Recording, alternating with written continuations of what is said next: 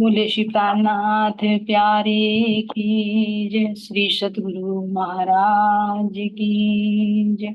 सतगुरु श्री रामचंद्र जी महाराज की जय। तीनों पुरी धाम की जय। सर्व सुंदर साथ की प्रणाम। सभी सुंदर साथ के चरणों में कोटि कोटि प्रेम प्रणाम। सुंदर चलते गीता की तरफ। तो कैसे सुंदर साथ जी प्रसंग चल रहा है हमारे यहाँ।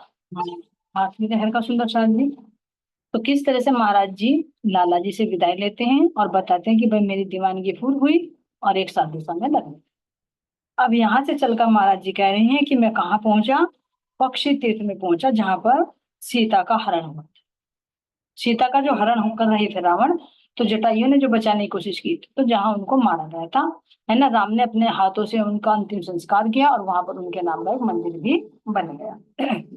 अब यहाँ से महाराज जी कह रहे हैं कि पक्षी तीर्थ में भ्रमण करते करते अब मैं कहाँ पहुंचा, चिंगलपेट पहुंचा, जो चेन्नई से 56 किलोमीटर, रामेश्वर से 603 किलोमीटर की दूरी पर स्थित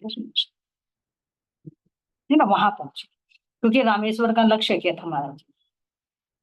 अब वहां से चलकर कह रहे तुंगभद्रा नदी के किनारे से होते हुए मैं पंपा सरोवर के पास में आ गए। कहाँ पर सुंदर साथ जी, जो जहां पर तुंगभद्रा जो नदी है, महाराज जी कह रहे हैं कि उसका जल भी बड़ा निर्मल है, शीतल है, जो बहता हुआ है ना। और वहां का जो वातावरण है, हरी भरी वनस्पति बड़ी ही लुभावनी लग रही थी। तो वहां से महाराज जी कह रहे हैं कि मैं पंपा सरोवर के पास में ही एक क्या है, ऋष्यक मुख पर्वत भी है। ऋषिय मुख पर्वत, यहाँ पर कुछ घटना घटित होने वाली सुंदर साथ जी, क्योंकि अभी तो यात्रा कर रहे हैं यहाँ से। तो ऋषिमुख पर्वत है जहां पर बाली के डर से सुग्रीव लंबे समय तक छिपा रहा। ये रामायण की घटना है सुंदर साथ जी, इनको भी सब जानते हैं कि सुग्रीव और बाली दोनों भाई भाई थे, है ना। तो उसके पास उनकी पत्नी का कुछ मैटर हो गया था, उन्हें ये लगा था कि भाई मेरी पत्नी का मतलब मुझे मार करिए, जैसे एक शिकार करने के लिए गए थे, तो वो अंदर ही बंद कर दिए थे डर की वजह से। तो उन्होंने सोचा कि भाई ये चाह रहा था कि मेरा भाई जो है बाली वो अंदर गुफा में ही मर जाए, है ना, और अंदर गुफा में मर जाए, इसका राज्य और इसकी पत्नी को भी मैं हरण कर लूं। लेकिन वो तो जिंदा था बाली जो अंदर था उसमें। लेकिन कुछ समय के बाद जैसे गुफा के मुंह पे से ऊपर पत्थर हटता है, तो बाली बाहर आते हैं और बाहर आकर पता चलता है उसे कि अरे मेरा भाई मुझे वहां गुफा में बंद कर आया था। जबकि उनको भ्रम हुआ था कि ऐसा बहुत लंबा समय हो गया था, वे शायद किसी ऋषभ के साथ में युद्ध हो रहा था। तो उन्होंने सोचा कि शायद मेरा भाई मारा गया अंदर ही, है ना, और वो कहीं जानवर बाहर निकलकर मुझे भी ना मार डाले, तो इसलिए उसने पत्थर लगा दिया था उसकी गुफा में। तो जब बाली निकल कर आया तो उसको भ्रम हुआ कि मेरा भाई तो मुझे मारना चाह रहा था राज्य के लालच में, पत्नी के लिए। तो फिर वो उसको मारने के लिए भागता है। अब सुग्रीव उनकी बराबरी नहीं कर पाया था सामना। क्यों नहीं कर पाया था सुंदर साथ जी? इसलिए नहीं कर पा रहा था क्योंकि उसको वरदान मिला हुआ था। बाली को वरदान इसलिए मिला हुआ था कि कोई भी तेरे सामने से युद्ध करेगा ना, तो उसका आधा बल तेरे अंदर आ जाएगा।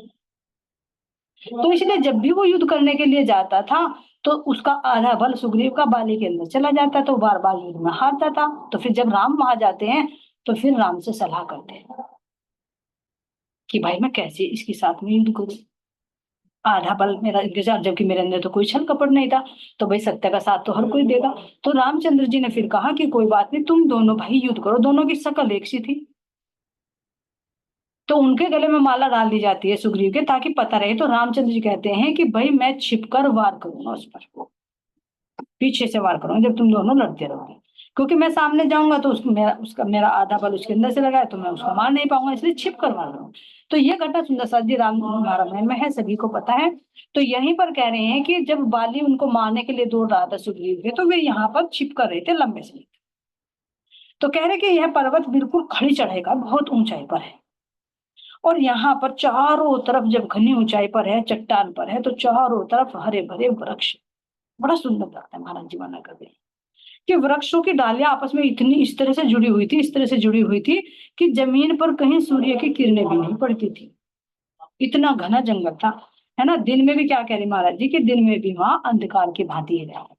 तो ऐसे सुंदर साथ जी कह रहे महाराज जी कि अब मैं यहाँ पर उस शोभा को देखकर मैं लाभ देखी, उस पर्वत पर। तो जब कहीं मन जाएगा तो जरूर आसपास से पूछेंगे।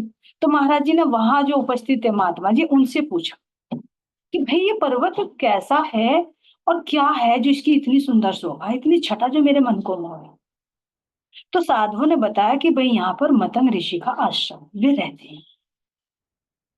अब महाराज जी को तो लग गया क्योंकि उन्हें तो गुरु की तलाश थी। तो महाराज जी के दिल में आया कि जब ये सुंदर रूप, ये छटा मुझे इतनी दूर से मोह रही है तो ऊपर जाकर कितनी सुंदर होगी। और यहाँ पर कह रहे हैं कि भाई मतंग ऋषि भी रहते हैं, तो शायद मैं उनको गुरु बना लूं, मुझे शिष्य रूप में स्वीकार कर ले, उनसे मुझे परम तत्व की प्राप्ति हो जाए। तो इस उद्देश्य से सुंदर साथ जी यहाँ महाराज जी कह रहे हैं कि अब मेरे मन में मतंग ऋषि के दर्शन की लालसा जाग उठी। अब यहाँ से कह रहे सुंदर साथ जी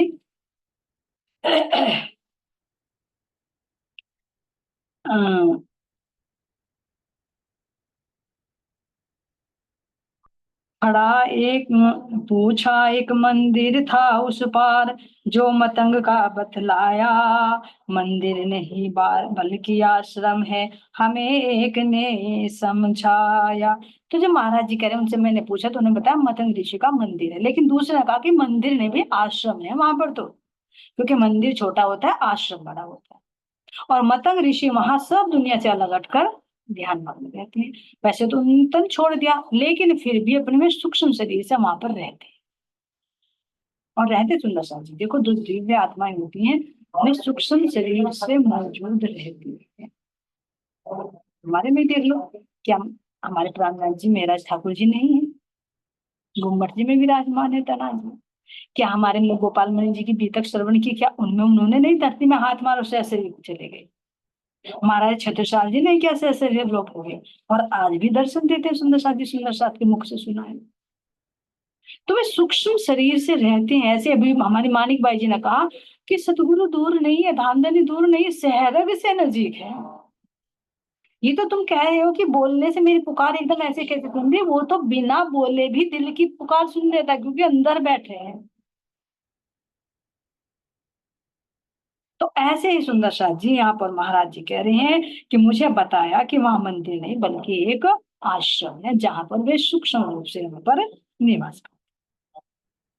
अब कह रही हैं किष्किंधा कुछ दूर नहीं, निकट श्री परमेश्वर के, इसे भी जानने के पीछे द्वंद किया मन में हमसे। किष्किंधा भी दूर दूर नहीं है रामेश्वर से, है ना। और मन में द्वंद हुआ कि भाई मैं इसे भी जानूं, इसको भी देखा हूं यहाँ पर क्या लीला घटित हुई है, और वहां शायद मुझे कोई महापुरुष मिल जाए, कोई दिव्य आत्मा मुझे मिल जाए जिनको मैं सदगुरु। यही पर्पज है घूमने का, नहीं तो जगह जगह की शोभा देखने का पर्पज नहीं है। चलो सैर कर आवे चल कर ऋषि मतंग आश्रम की आज, आश्रम दिखता है प्रत्यक्ष जैसे हो इस पर्वत का ताज। जैसे होता है राजा के सिर पर ताज होता है, मुकुट होता है। तो महाराज जी कह रहे कि जैसे ये पर्वत था ना, तो इस पर्वत के ऊपर इसका ये मुकुट हो, ये आश्रम ऐसे लग रहा था क्योंकि उस पर्वत को थोड़ा सा चौड़ा बनाकर, चपटा बनाकर उस पर आश्रम बनाया हुआ था, और चारों तरफ से हरियाली हरियाली छाई हुई थी। तो ऐसा लग रहा था कि जैसे उस पर्वत के सिर पर यो आश्रम जो ताज गया। तो महाराज जी के अंदर लालसा जाग उठी कि भाई मैं चलूं और उसकी छवि को देख कर आऊं। दूर दूर से तो दर्शन किए, लेकिन नजदीक से कितने दर्शन करके आऊं। तो जिसकी शोभा इतनी दूर से अच्छी लग रही है, मन को लुभा रही है, तो पास जाकर कितनी अच्छी लगेगी। महाराज जी के दिल में उभर गई इच्छा कि भाई चलो हम तो देख रहे हैं। अब जहां महाराज जी के अंदर जो बल है सुंदर साथ जी, वो तो जोर मारे ही मारेगा। तो अब कह रहे हैं सुंदर साथ जी यहाँ पर, चलो जानने की इच्छा से मार्ग और दूसरी उसकी, जब पूछा तो लगे उड़ाने वो साधु अपनी खुश की। कह रहे हैं महात्मा, महाराज जी ने महात्माओं से पूछा कि भाई देखो वो आश्रम जो है ना, मुझे तो बड़ा मन कर रहा है वहां जाने का, भाई मुझे तो जाना है। लेकिन और साधुओं ने कहा भाई वहां तो कोई नहीं जा पहुंचा, क्योंकि इतनी ऊंचाई है, ऊपर से कोई रास्ता भी नहीं है, किसी का आना जाना नहीं है, क्योंकि वे मतंग ऋषि तो सूक्ष्म शरीर से रहते हैं वहां पर, और रास्ते में जंगली जानवर भी हैं, और ऊपर से इतनी चढ़ाई भी है। तो भाई हम तो नहीं जाएंगे वहां पर, कोई नहीं जाता आज तक, ना कोई गया। अब महाराज जी ने कहा भाई मुझे तो जाना है।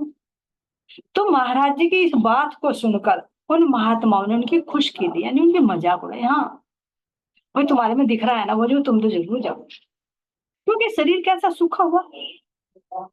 अभी पीछे देखा कि 8-8 दिन तक भोजन नहीं किया, जल जल जल के ऊपर रहे, है ना। फिर यहाँ से शुरू भी किया तो केवल 5 फल या एक तरबूज ये लेना शुरू कर दिया, क्योंकि ध्यान वगैरह करते थे तो सात्विक भोजन जरूरी है। इसलिए महाराज जी ने यहाँ भोजन नहीं, फल लेना शुरू कर। और जब इतना भूखा रखते हैं सुंदर साथ जी, तो आते भी नहीं एक्सेप्ट करते। जब इतने दिन से तुम भोजन छोड़ दो, देखो तुम एक दिन का फास्ट रख लो और अगले दिन 2 दिन भी बाद खाओ, तो तुम्हारे वोमिटिंग हो जाएगी, उल्टे हो जाएगी, डाइजेस्ट नहीं करेगी, क्योंकि मशीनरी है जिस मोड़ पर लेकर चलते उस पर चल जाती।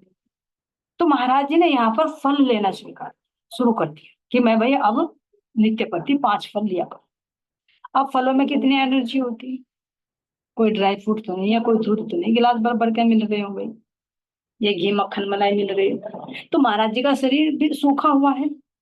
तो उन महात्माओं ने केवल शरीर को देखा, शरीर को देखकर हंसी उड़ाने लगे। हाँ महात्मा जी क्यों नहीं जाओगे आप तो जरूर जाओगे, दिखता है ना आपके अंदर बल है। बड़े बड़े जो ताकतवर हैं वे तो आज तक पहुंच नहीं पाए। अगर किसी ने प्रयास भी किया तो वो वापस लौट कर नहीं आए आज तक। क्यों नहीं आए? क्योंकि एक तो वहां जाना ही मुश्किल है, फिर रास्ते में घना जंगल है, उनमें जंगली जानवर भी रहते हैं। तो जो आज तक जाने का प्रयास किया तो वो तो आज तक लौट कर नहीं आया। देखते महाराज जी आप जरूर जाओगे, दिखते हैं मतलब। लेकिन वो बाहर के तन को देख रहे हैं, अंदर जो महाराज जी के लगन है, अंदर की जो पावर है उसको नहीं देख रहा। क्योंकि महाराज जी जब कुछ ठान लेते ना, उस कार्य को पूर्ण।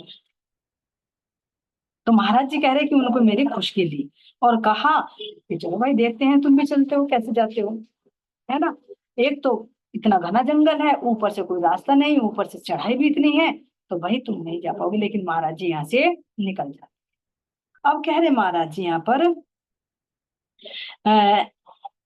वृक्षालिंगन किए हुए थे, आपस में थे गुथे हुए, जंगल था गुंजान भयानक, पगडंडी वन में अनजान। अब महाराज जी यहाँ से प्रण ले लेते हैं कि मुझे जाना है तो जाना है, और चलाई शुरू कर देते हैं। अब कह रहे हैं कि रास्ते में कैसा है, एक तो सुनसान, कोई पगडंडी भी नहीं, थोड़े से इधर को चले तो रास्ता बंद, इधर को चले तो रास्ता बंद।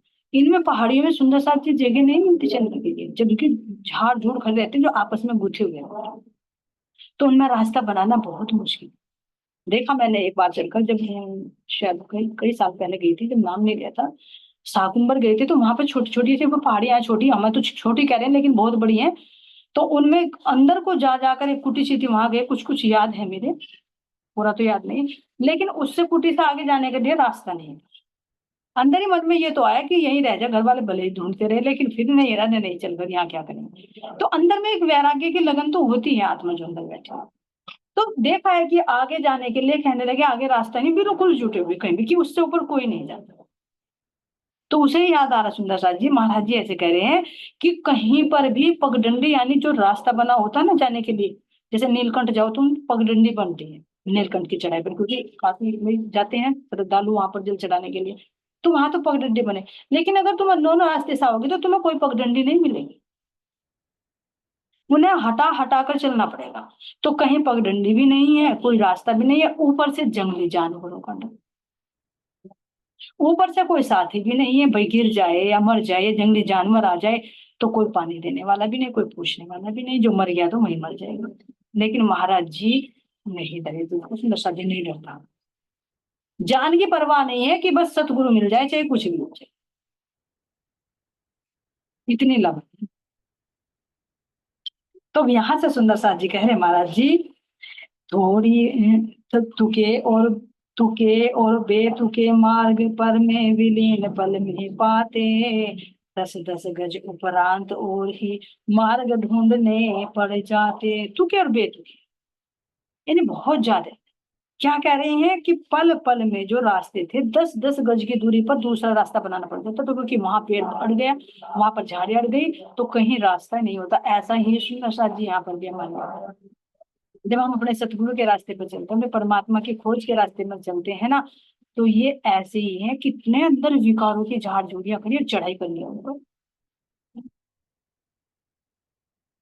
10-10 गज की दूरी पर ही एक दूसरा रास्ता, यानी जो 10 की 10 इंद्रिया बार बार अड़चन डालती, फिर इनको हटाना पड़ता है, फिर दूसरी तरफ लगाना पड़ता है, फिर वहां भी अड़चन आ जाती है, फिर तीसरा रास्ता खोजना पड़ता है, यानी माया 10 दिशाओं से घेरती है।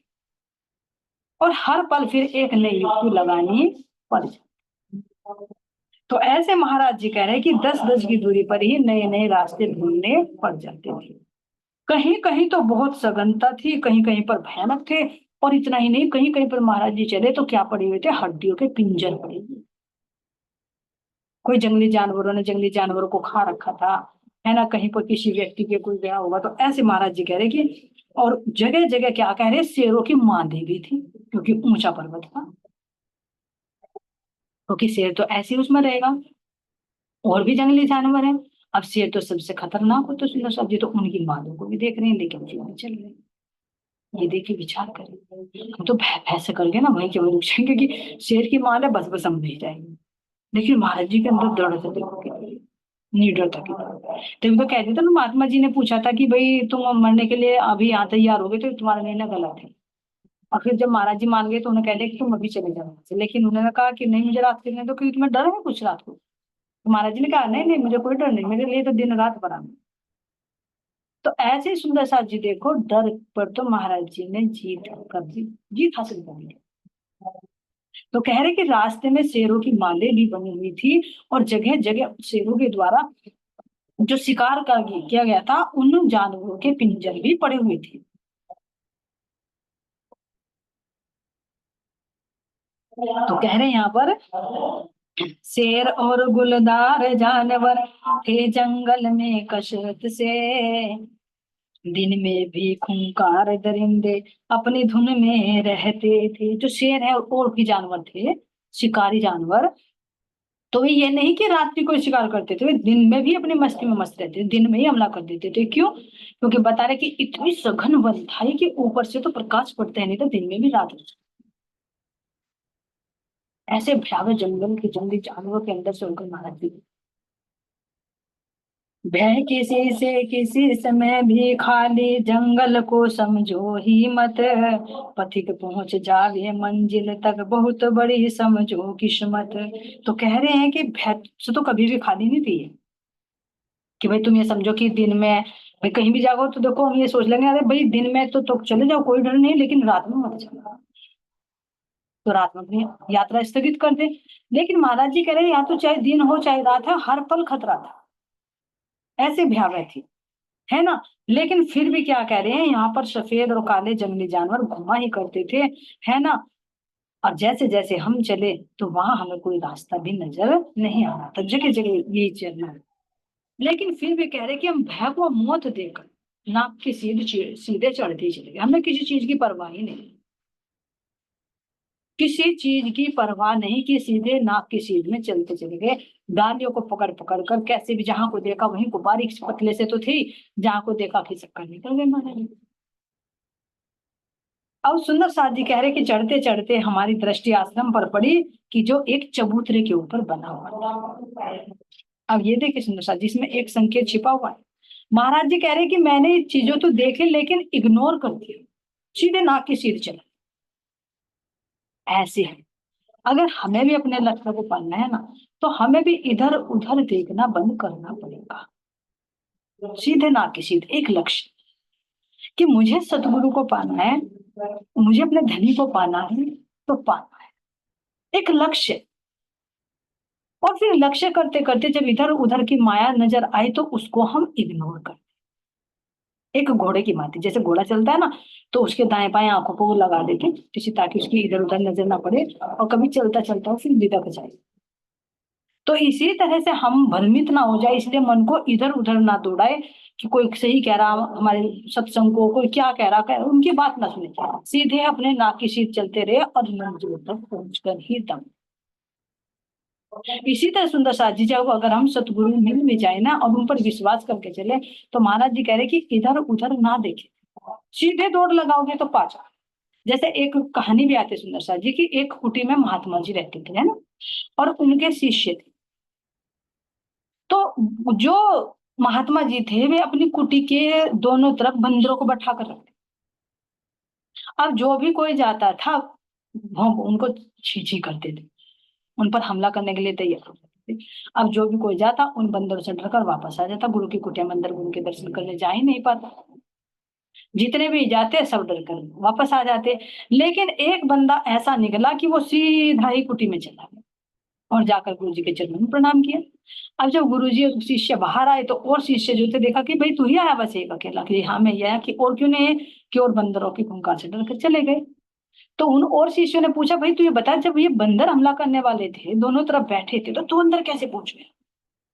कहने लगा कि भाई मैंने, बंदरों ने मेरे पे हमला तो किया है ना, झपटे भी मेरे पे, लेकिन मैंने इनकी नजरों में नजर डालकर देखा ही नहीं, मेरी दृष्टि तो केवल सतगुरु पर थी, मैंने इनको ध्यान ही नहीं दिया तो इन्होंने खुद ही वो चिल्लाना बंद कर दिया, बस हमला करना बंद कर दिया। मेरा लक्ष्य तो केवल सतगुरु में था, इनकी मैंने परवाह ही नहीं की। बंदर भी बैठे, इन्होंने थोड़ा थोड़ा करा लेकिन मैंने इनको इग्नोर करके सीधा चलता रहा तो ये चुपचाप बैठ गए। और होता भी सुंदर साथ जैसे, अगर हम डर जाते हैं तो शत्रु हमारे पास और ज्यादा हावी हो जाता है। देखा ना, नॉर्मली कुत्ते वगैरह भी अगर तुम उनका सामना करो तो पीछे तुम मारेंगे, और उनसे डरकर भागो तो तुम्हारा पीछा करेंगे। तो ऐसे ही सुंदर सा जी उन्होंने कहा कि मेरी दृष्टि केवल अपने सतगुरु पर थी, ना कि इन बंदरों। तो मैं अंदर प्रवेश कर, इस तरह से फिर सतगुरु ने उनको उपदेश दिया अपने शिष्यों को कि वास्तव में अगर तुम्हें सत्य को पाना है ना, तो ये जो माया रूपी बंदर बैठे हैं ना, तो इनको तुम्हें अलग हटाना पड़ेगा, इन पर दृष्टि डालनी ही नहीं, डालो ही।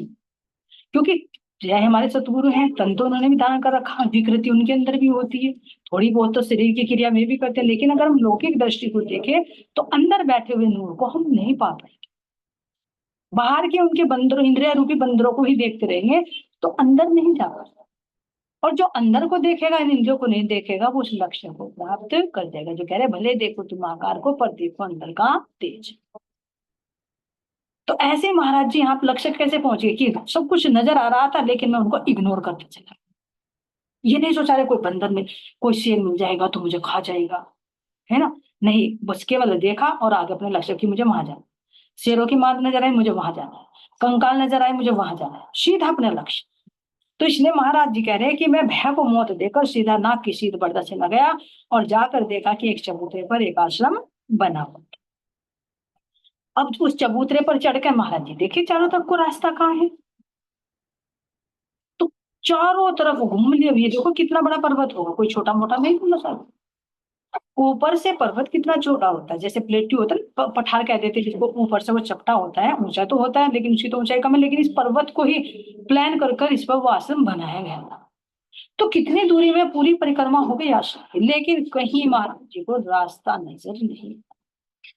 अब देखा भी आश्रम तो है लेकिन रास्ता क्यों नहीं। तो महाराज जी ने सोचा कि हो यहाँ पर जंगली जानवर हैं, अगर कोई एक भी गेट लगा दिया जाता तो इस आश्रम में तो घुस जाते जंगली जानवर, फिर क्या कोई यहाँ रह पाता।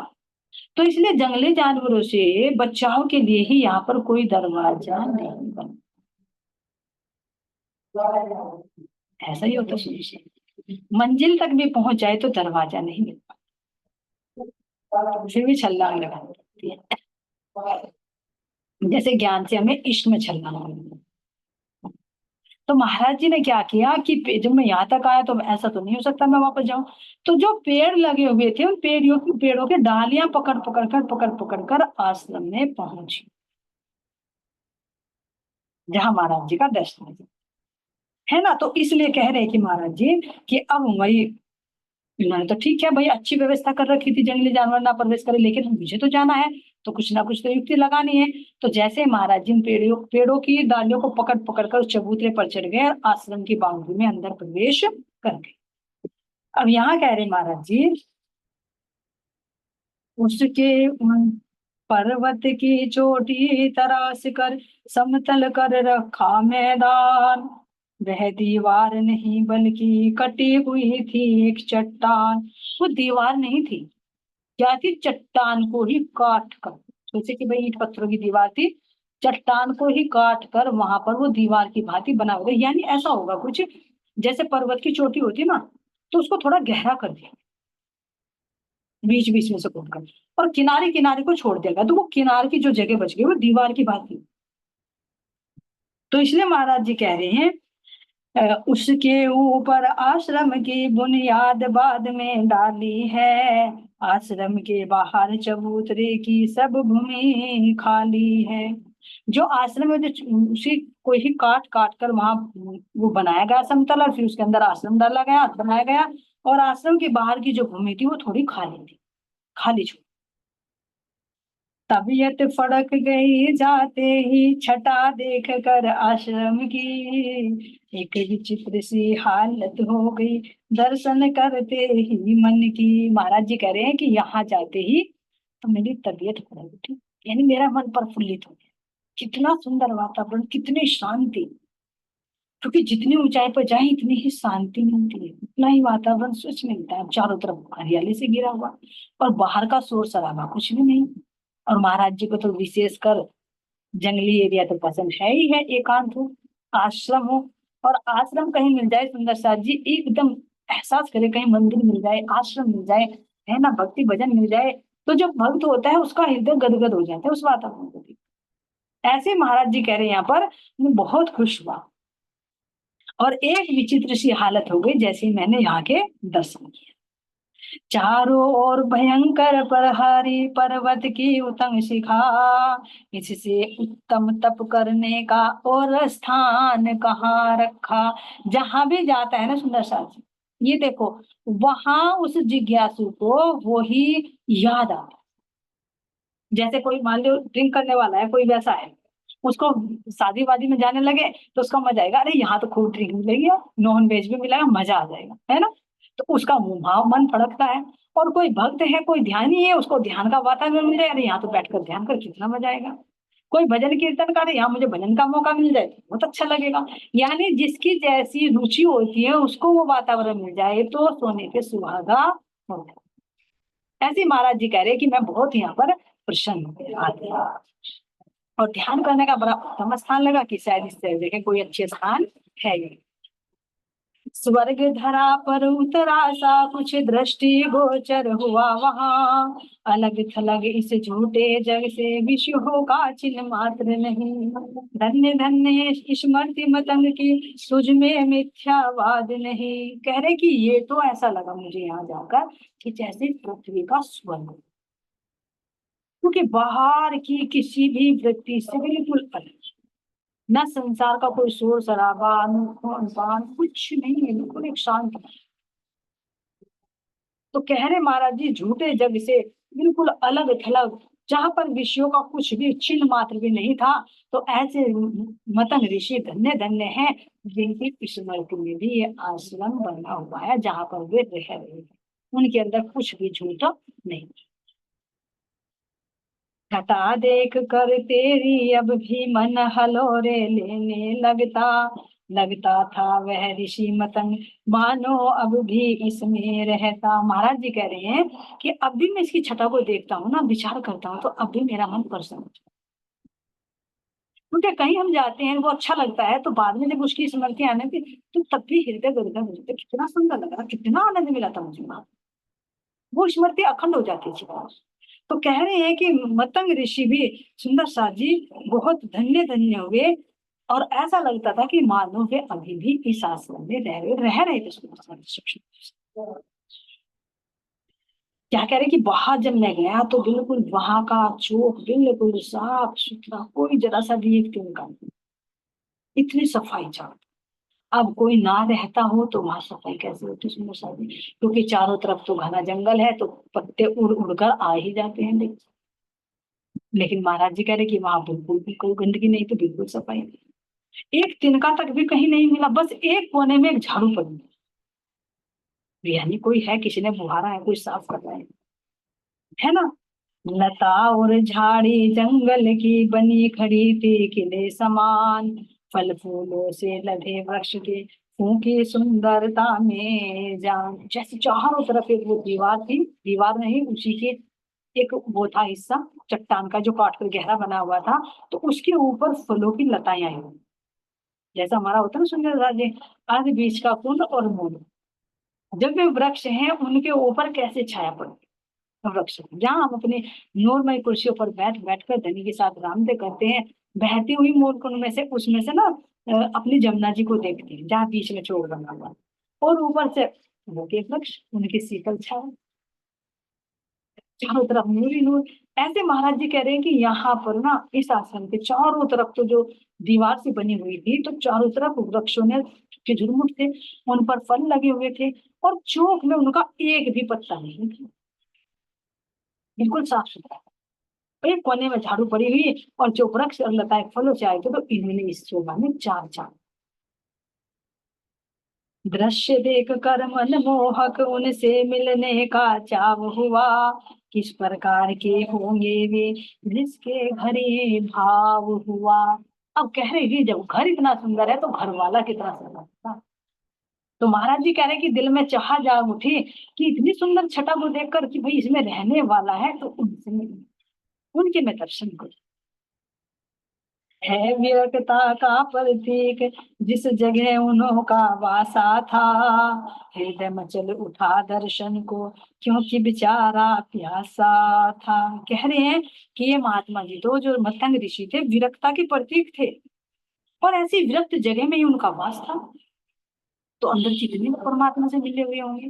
तो कह रहे मेरा हृदय मचल उठा उनको दर्शन के लिए, क्योंकि मेरा हृदय बेचारा प्यासा, सतगुरु की तलाश थी।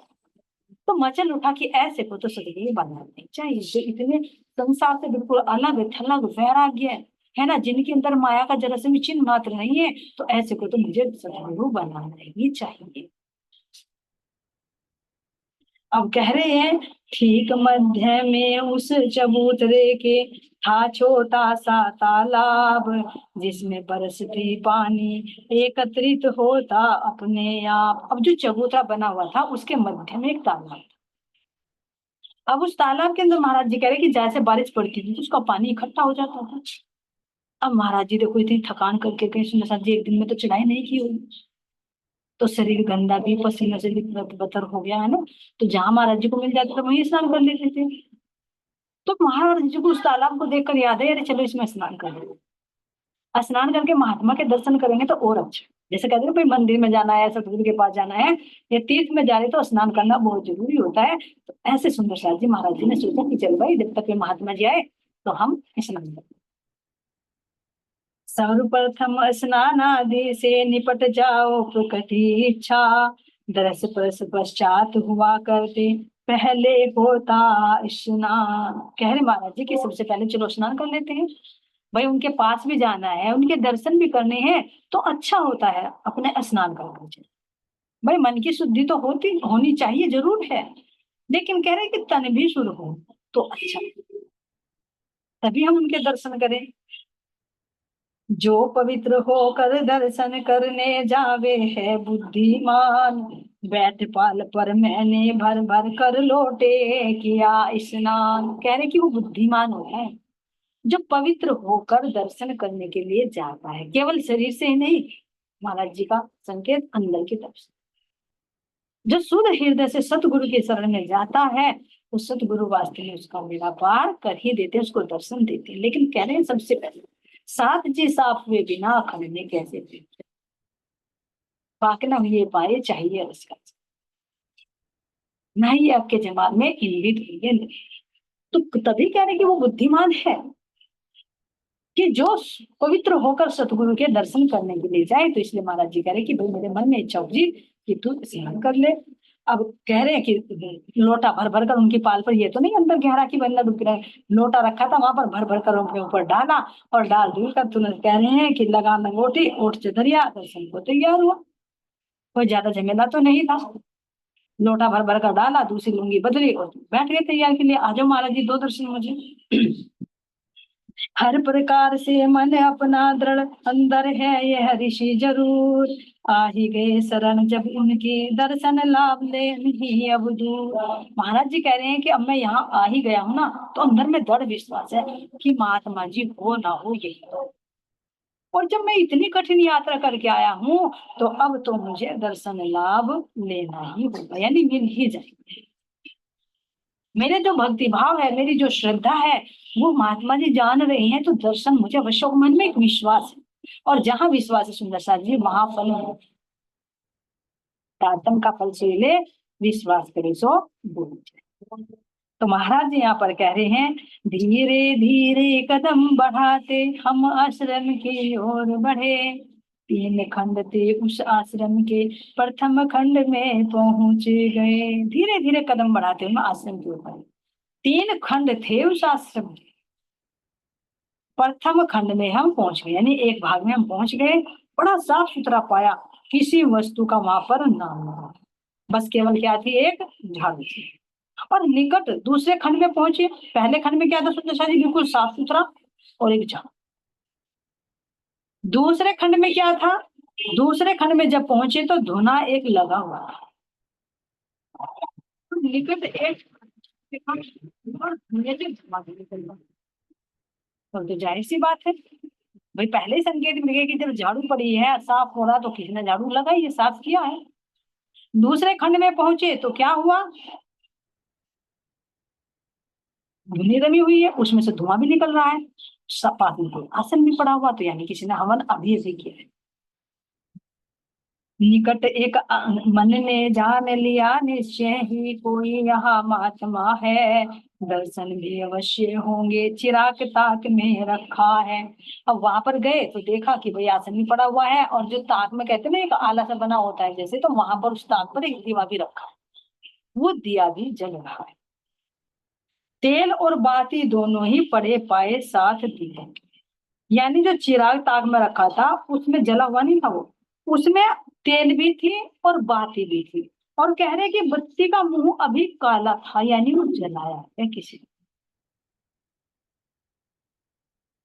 तीसरे खंड में जा करके देखा बहुत विहीन मिला, सिर्फ एक कोने में थोड़ी लकड़ी का एक ढेर मिला।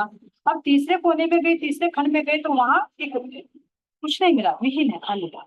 बस क्या था, केवल एक लकड़ी का ढेर। बस इनके अतिरिक्त और कुछ अपने को न नजर पड़ा, लगा सोचने में आश्रम में होकर के एक और खड़ा।